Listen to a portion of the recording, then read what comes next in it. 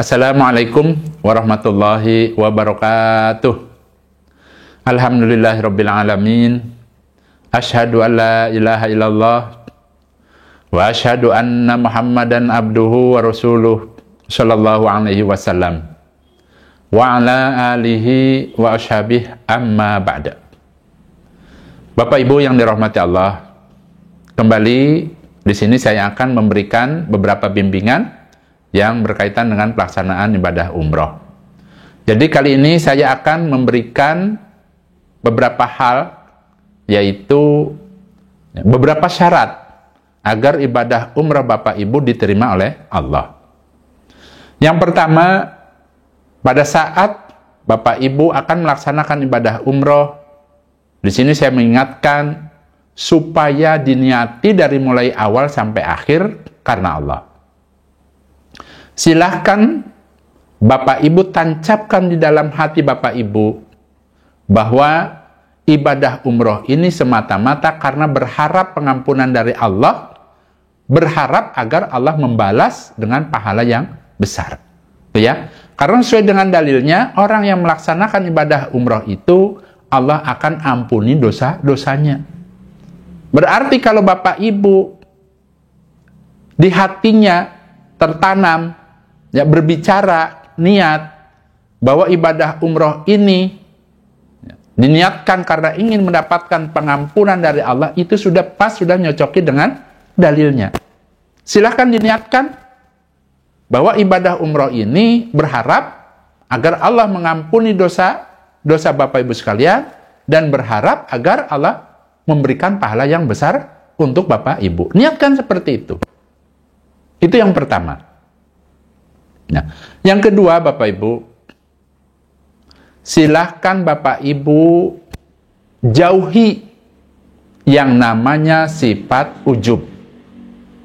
Jadi sifat ujub ini Bapak Ibu terkadang suka hadir di dalam hati kita. Yang namanya setan itu Bapak Ibu sangat-sangat cerdik.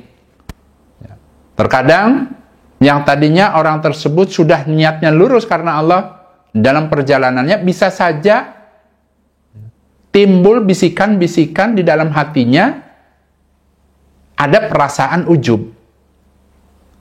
Perlu diketahui Bapak Ibu, yang namanya ujub ini adalah suatu perasaan di dalam hatinya merasa lebih dari orang lain, merasa dirinya itu lebih dari orang lain. Itu yang namanya sifat ujub. Dan yang namanya sifat ujub ini akan melahirkan yang namanya sifat riya. Itu dengan sendirinya Bapak Ibu.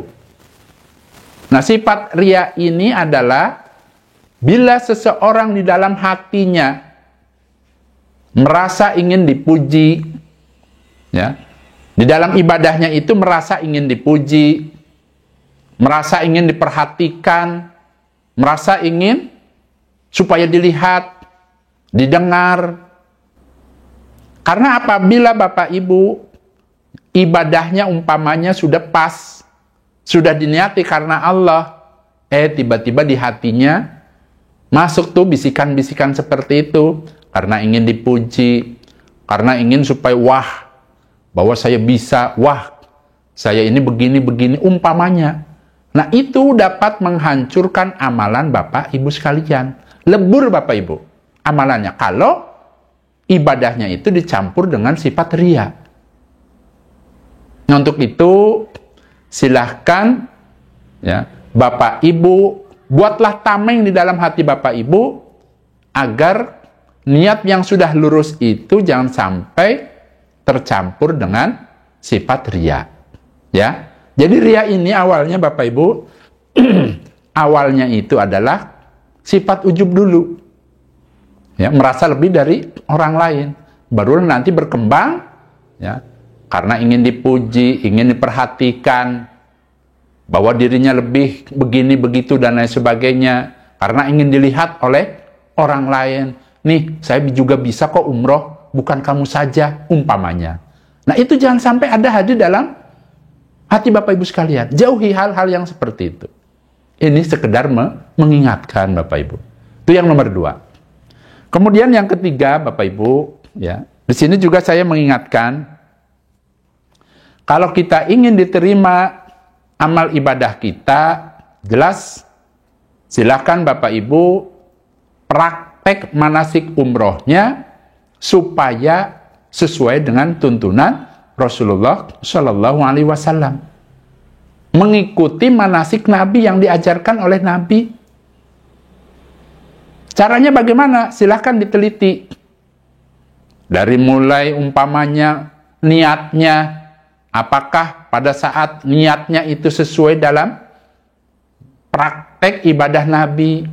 Kemudian ibadah-ibadah yang lainnya silahkan ya diperhatikan, diteliti.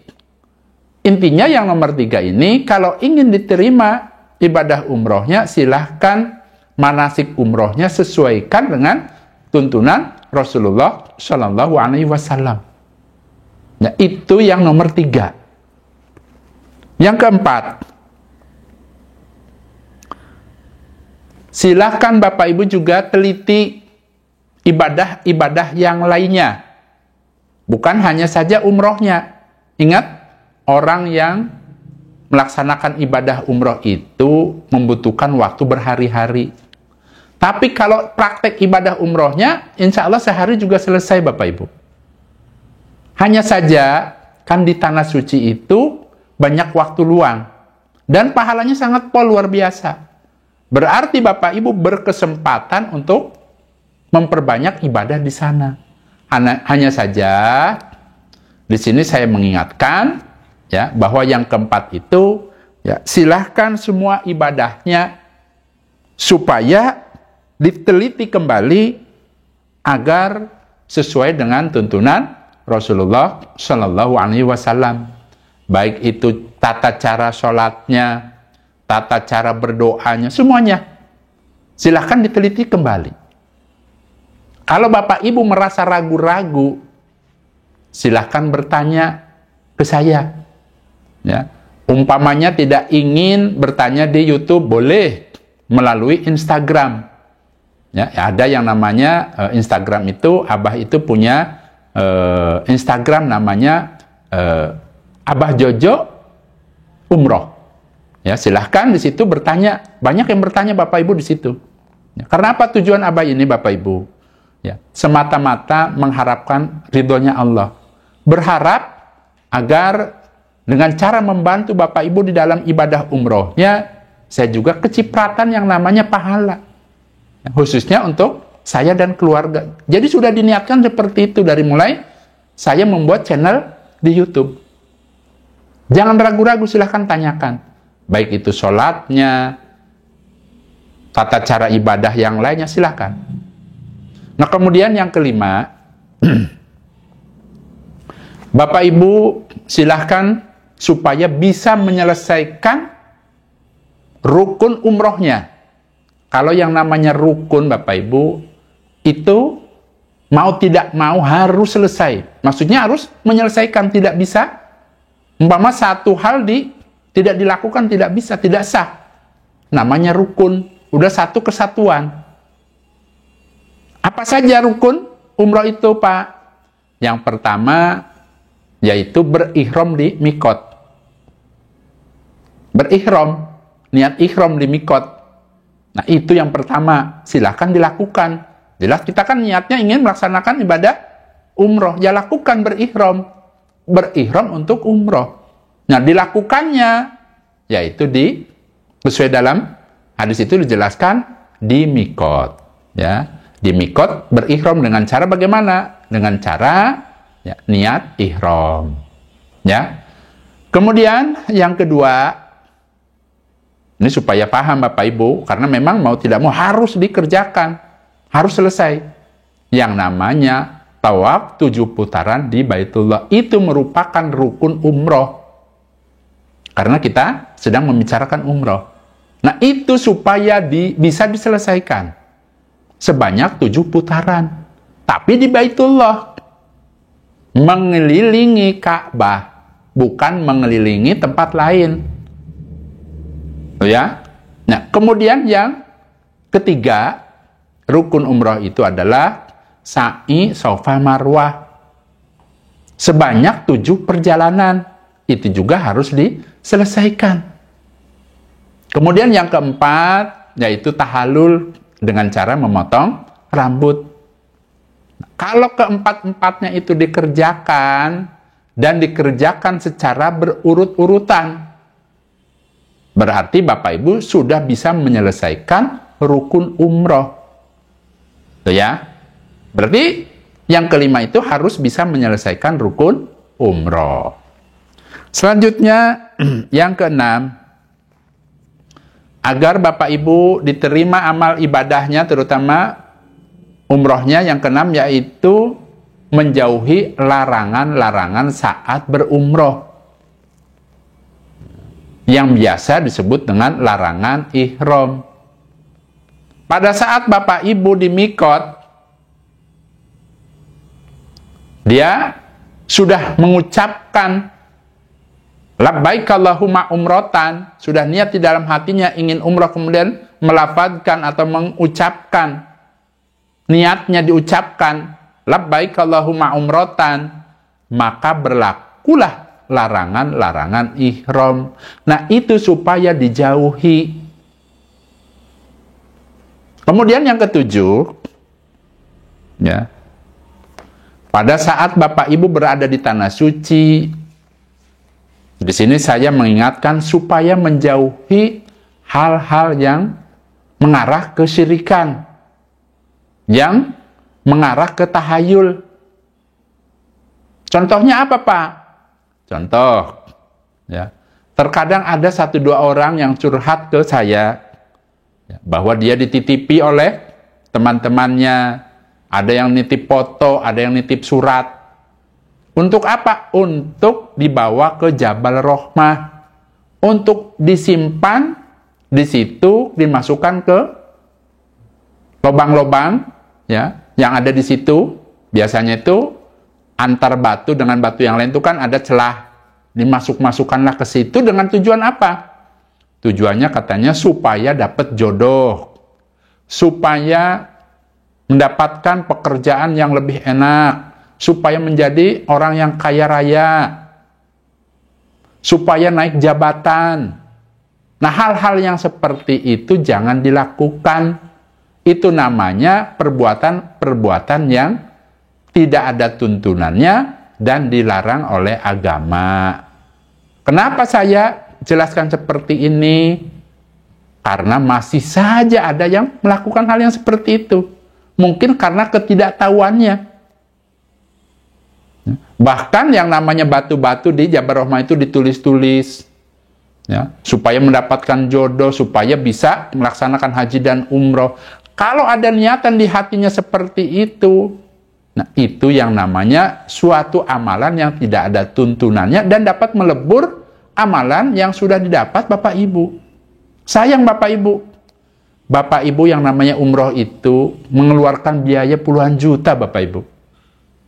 Jangan sampai sudah capek-capek ibadah, mengeluarkan uang banyak, nanti di akhiratnya ternyata nol, tidak mendapatkan pahala. Kan niat Bapak Ibu, insya Allah Bapak Ibu niatnya kan ingin mendapatkan pahala. Pahala itu maksudnya balasan, ganjaran. Balasan dari Allah apa? Yaitu berupa ridhonya Allah, berupa surga. Ada orang itu melakukan hal-hal yang di luar tuntunan Allah dan Rasulnya. Ada yang membawa batu, ada yang membawa kerikil, ada yang membawa tanah. Dari mana? Dari tanah haram. Nah, untuk apa Bapak Ibu? Ya. Nah, semua itu dikembalikan ke Bapak Ibu, ya. Itu merupakan larangan, jangan dilakukan. Ya. Ingat, ibadah ini sudah ada syariatnya tersendiri yang diajarkan oleh Nabi, kita tinggal mengikuti saja. Tidak perlu ditambah-tambahi, tidak perlu dikurangi.